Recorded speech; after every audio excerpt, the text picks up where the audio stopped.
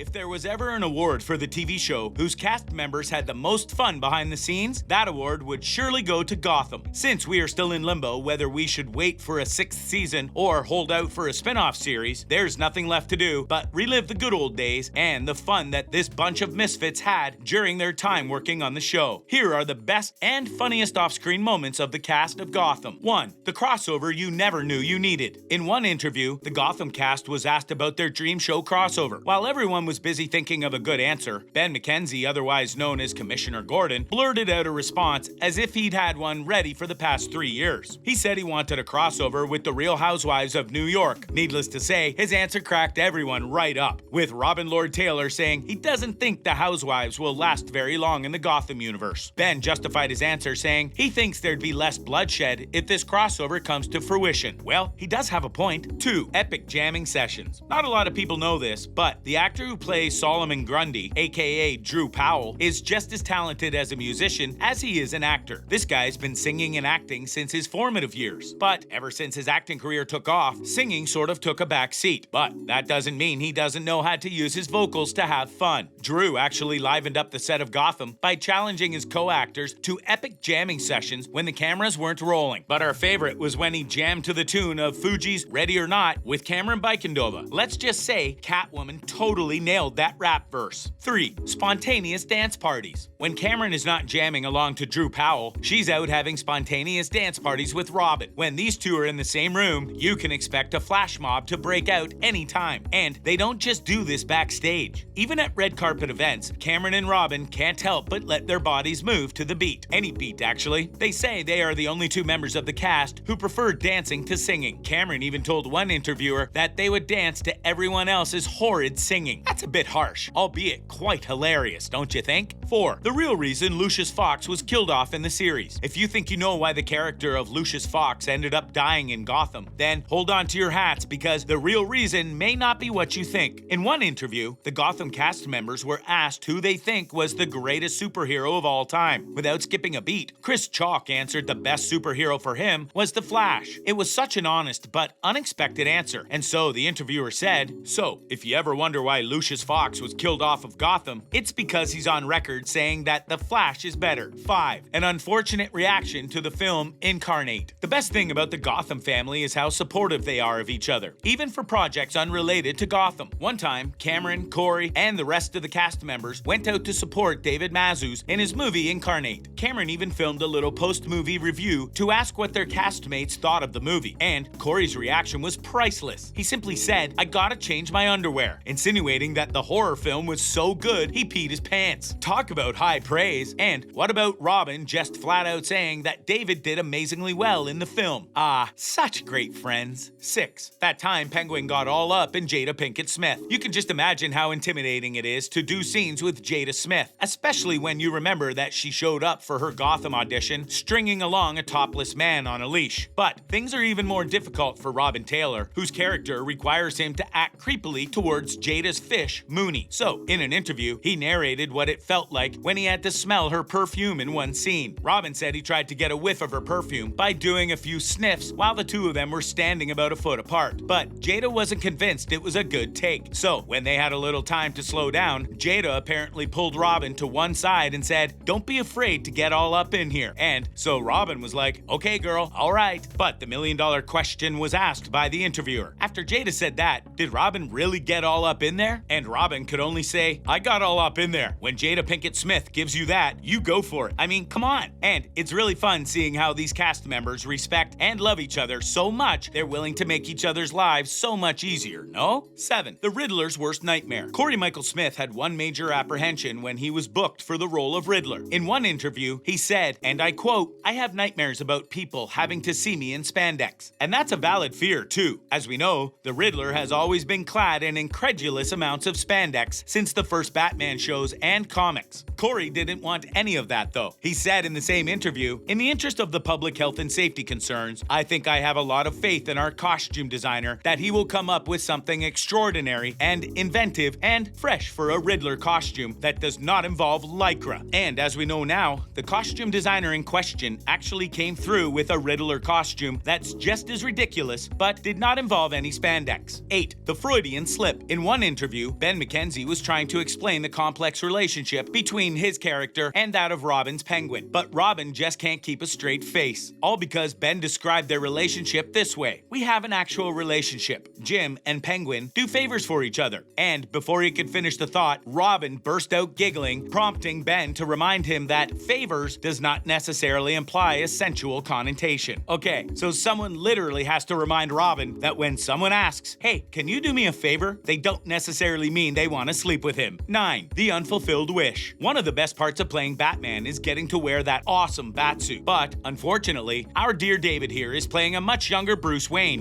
before the suit. Still, he must have looked forward to eventually becoming the Batman we know and love, right? That's why, during Comic-Con, he was asked when he thought he'd be fitting that batsuit once and for all. And his response was just heartbreaking. He said he knew that in the comics, Batman first wore the suit when he was 25 years old. So, he crossed his fingers and wished that the show would run until he's 25. Unfortunately, many eager fans lost interest in the show after 5 seasons. So, it just didn't make that much sense to renew it for another one. And yet, we're not done waiting for a spin-off series, since there's still a lot of good material left for this universe. But, just in case, we already got everything we're getting back in 2019. Here are some little-known facts to remember Gotham by. First, showrunner Bruno Heller confirmed what we've suspected for a very long time, that Gotham is not set to any time period. If you felt confused if the show was set in the original Batman timeline or in contemporary times, don't fret, because that was exactly the goal of the showrunners. To achieve this effect, older and outdated technology, such as rotary phones, CRT monitors, and tube televisions, are seen used throughout the show in some scenes, while you can clearly see contemporary devices like mobile phones in other scenes. Second, before Ben McKenzie signed as Jim Gordon, he was the voice of Batman in the DC animated original movie Batman Year One. This makes him the second actor who has portrayed both Batman and Jim Gordon. The first one was Bruce Thomas, who played a live-action Batman in the OnStar commercials and then voiced Commissioner Gordon in the animated original movie Son of Batman. Third, in the 2014 episode that featured Thomas Elliot, the alter ego of the villain Hush, Elliot is depicted as a bully, as he teases Bruce about his parents' death. However, in the comics, Elliot was Bruce's childhood best friend until an incident caused by the young Elliot drove them apart. Fourth, the gigantic neoclassical artwork visible in Wayne's mansion from time to time is Jacques-Louis David's The Oath of Horati. And yes, it does have a major significance to Gotham's plot. You see, the gens Horatia were a Roman family of the ruling class. This painting depicts 3 brothers who vowed to defend Rome with their lives. Of these 3, only one will end up surviving and will destroy their opponents. The brothers are said to symbolize the Wayne family, with Thomas and Martha represented by the 2 brothers who were slain in the virtuous fight, while Bruce is obviously represented by the brother who will survive and be victorious. Fifth, Donnell Logue almost played Jim Gordon. Logue was a fan favorite to take on the role of Commissioner Gordon, but Donnell ended up rejecting the idea, saying he was too old to play Gordon, since the show takes place when Jim is just in his late 20s or early 30s. He was then offered the role of Harvey Bullock, and he totally nailed it. And finally, we have the erasure of New York City. New York is used as a template for Gotham, and some landmarks are recognized during the early episodes. As the series progressed, though, the producers interlaced the iconic skyline with more and more CGI to give Gotham a more original feel. The buildings created were designed to reflect an architecture that would be appropriate to Gotham City, as imagined in the original DC Comics universe. And with that, we properly send off this amazing show.